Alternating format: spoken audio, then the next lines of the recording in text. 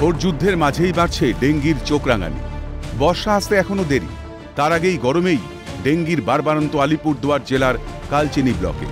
প্রতিদিন বৃদ্ধি পাচ্ছে আক্রান্তের সংখ্যা। জেলায় এখনো পর্যন্ত আক্রান্ত 52 জন, তার মধ্যে শুধুমাত্র কালচিনি ব্লকেই আক্রান্ত 44 জন।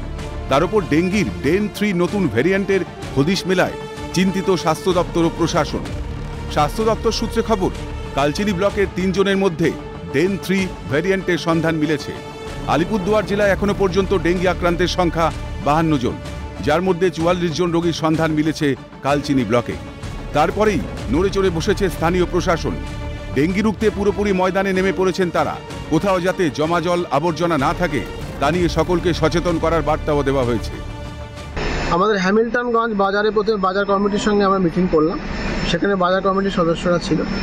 সেখানে আমরা আমাদের যেখানে জল জমে ড্রেনগুলো দেখলাম, নালাগুলো যাতে পরিষ্কার করা যায় সেই ইনস্ট্রাকশনগুলো দেওয়া হলো।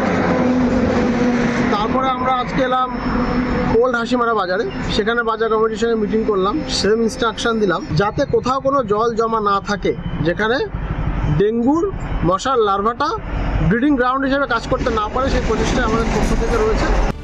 আগেই করা হাতে পদক্ষেপ গ্রহণ করলে দমানো যাবে ডেঙ্গির উপদ্রব। প্রয়োজন তো একটু সচেতনতার। সেই উদ্যোগ প্রশাসনের সঙ্গে নিতে হবে সাধারণ মানুষকেও। তবেই প্রাণঘাতী রোগ থেকে বিপদমুক্ত হতে পারবে সমাজ। আলিপুরদুয়ার থেকে বিশ্বজিৎ চক্রবর্তীর রিপোর্ট, ক্যালকাটা নিউজ।